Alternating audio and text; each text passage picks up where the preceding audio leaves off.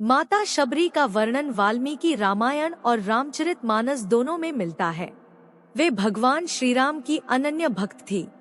उन्होंने श्रीराम को माता सीता की खोज करने के लिए आगे का रास्ता बताया था। धर्म ग्रंथों के अनुसार माता शबरी का असली नाम श्रमणा था। ये भील समुदाय की होकर शबर जाति से संबंध रखती थी। इसी वजह से इन्हें शबरी कहा जाने लगा। इनके पिता ने इनका विवाह एक युवक से तय किया था। विवाह से पहले परंपरा के अनुसार पशुओं की बलि दी जानी थी।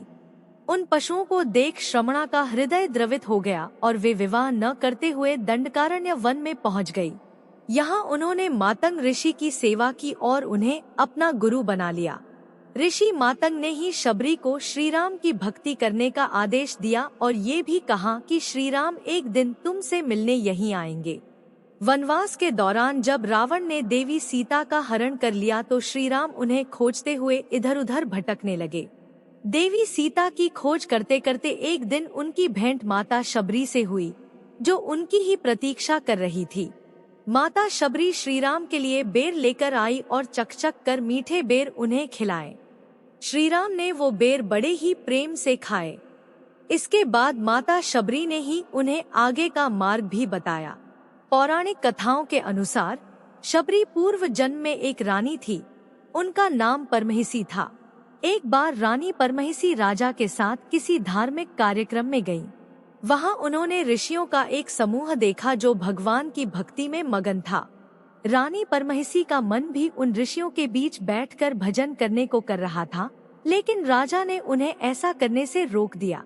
व्यथित होकर रानी गंगा तट पर पहुंची और गंगा माता से याचना की कि अगले जन्म में मुझे न तो रूप चाहिए और न ही रानी पद।